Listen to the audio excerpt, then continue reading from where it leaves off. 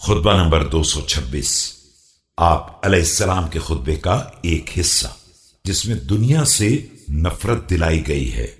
بسم اللہ الرحمن الرحیم۔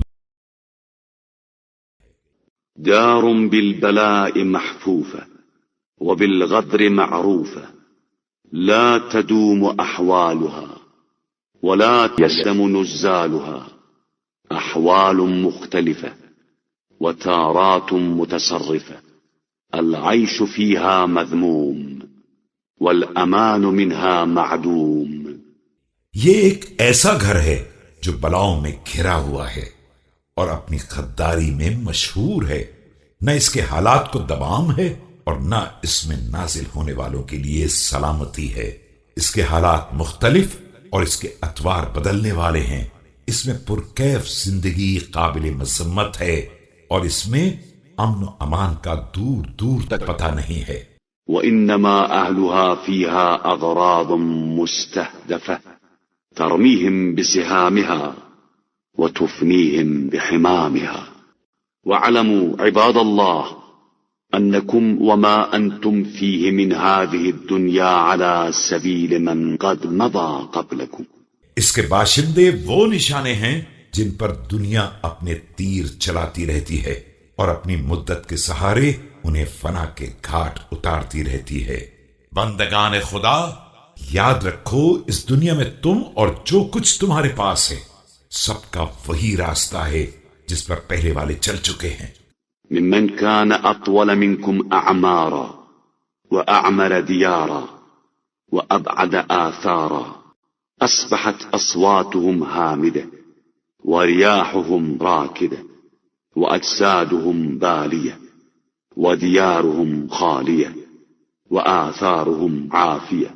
جن کی عمریں تم سے زیادہ طویل اور جن کے علاقے تم سے زیادہ آباد تھے، ان کے آثار بھی دور دور تک پھیلے ہوئے تھے، لیکن اب ان کی آوازیں دب گئی ہیں، ان کی ہوائیں اکھڑ گئی ہیں، ان کے جسم بوسیدہ ہو گئے ہیں، ان کے مکانات خالی ہو گئے ہیں اور ان کے آثار مٹ چکے ہیں۔ فاستبدلوا بالقصور المشيدة والنمارق الممهدة الصخور والأحجار المسندة والقبور اللاطئة الملحدة التي قد بني على الخراب فناؤها وشيد بالتراب بناؤها۔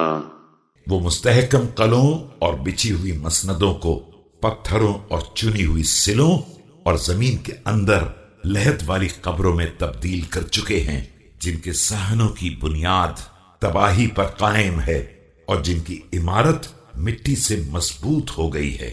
فمحلها مغترب وساكنها مغترب، بين أهل محلة موحشين وأهل فراغ متشاغلين، لا يستأنسون بالأوطان ولا يتواصلون تواصل الجيران على ما بينهم من قرب الجوار۔ ان قبروں کی جگہیں تو قریب قریب ہیں، لیکن ان کے رہنے والے سب ایک دوسرے سے غریب اور اجنبی ہیں، ایسے لوگوں کے درمیان ہیں جو بوکھلائے ہوئے ہیں اور یہاں کے کاموں سے فارغ ہو کر وہاں کی فکر میں مشغول ہو گئے ہیں، نہ اپنے وطن سے کوئی انس رکھتے ہیں اور نہ اپنے ہمسایوں سے کوئی ربط رکھتے ہیں۔ ودنو الدار وكيف يكون بينهم تزاور وقد طحنهم بكلكله البلا وأكلتهم الجنادل والثرى، وكأن قد سرتم إلى ما صاروا إليه وارتنهكم ذلك المضجع وذمكم ذلك المستودع۔ حالانکہ بالکل قرب و جوار اور نزدیک ترین دیار میں ہیں، اور ظاہر ہے کہ اب ملاقات کا کیا امکان ہے، جبکہ بوسیدگی نے انہیں اپنے سینے سے دبا کر پیس ڈالا ہے اور پتھروں اور مٹی نے انہیں کھا کر برابر کر دیا ہے، اور گویا کہ اب تم بھی وہیں پہنچ گئے ہو جہاں وہ پہنچ چکے ہیں، اور تمہیں بھی اسی قبر نے رہن رکھ لیا ہے اور اسی امانت گاہ نے جکڑ لیا ہے۔